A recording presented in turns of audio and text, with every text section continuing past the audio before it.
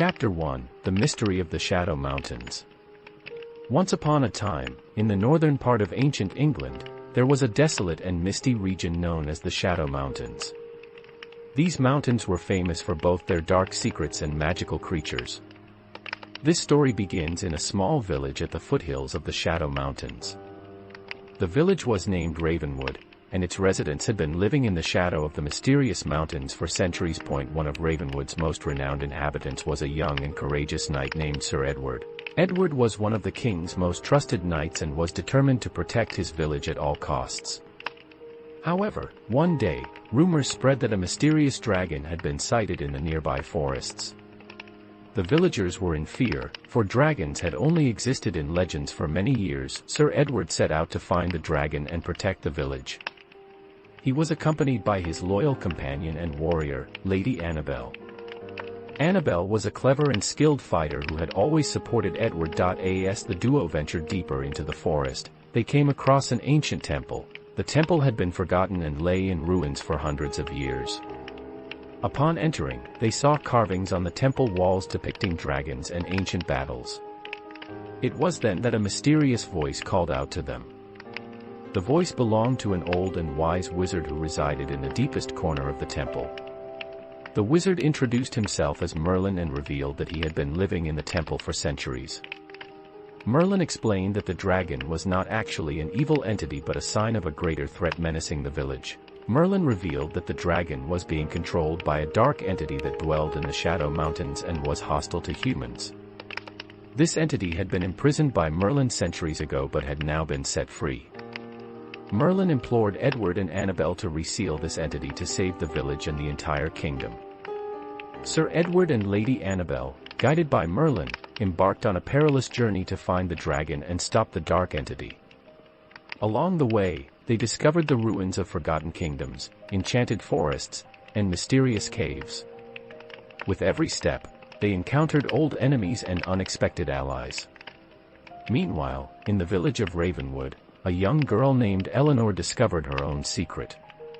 Eleanor realized that she possessed supernatural powers and that these powers could change the fate of the village.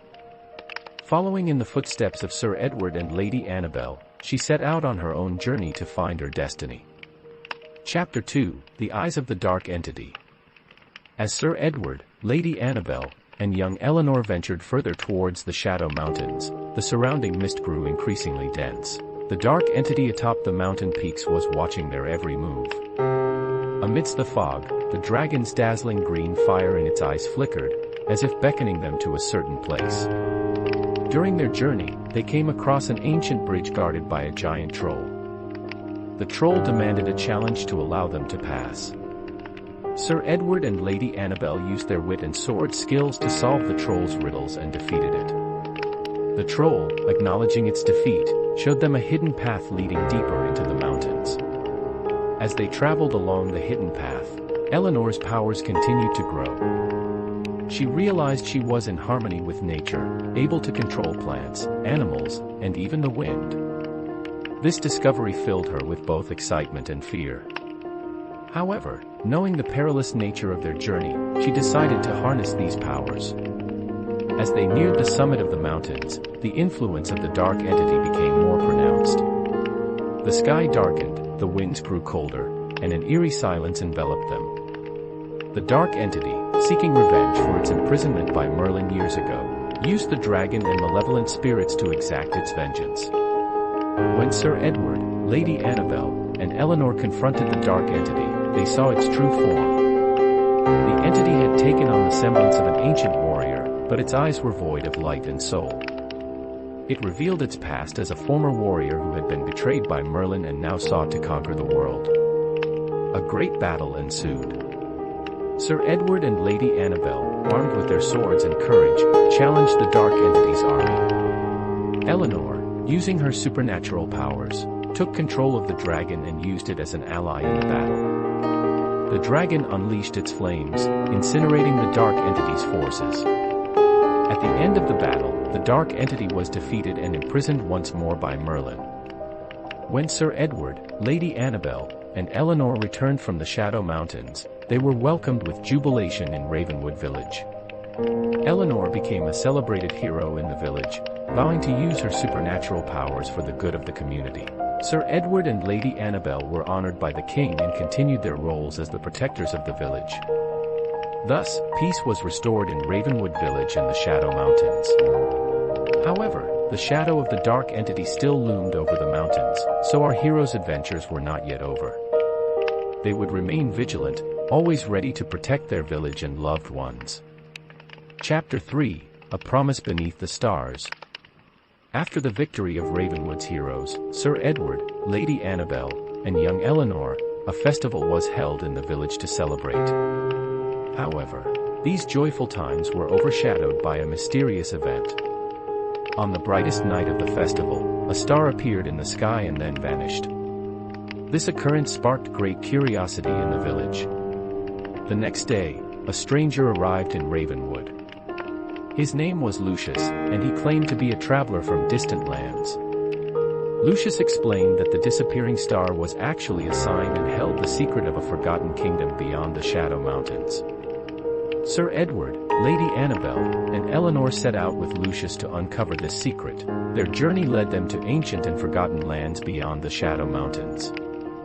These lands had once been the home of a great civilization but were now filled with ruins and forgotten tales. Along the way, they reached an ancient city. The city had been reduced to ruins and abandoned after a war many years ago. While exploring the ruins, they learned that the city's people had once worshipped a great star, and the disappearance of this star had spelled the city's downfall. Lucius explained that the star was actually a crystal with great power.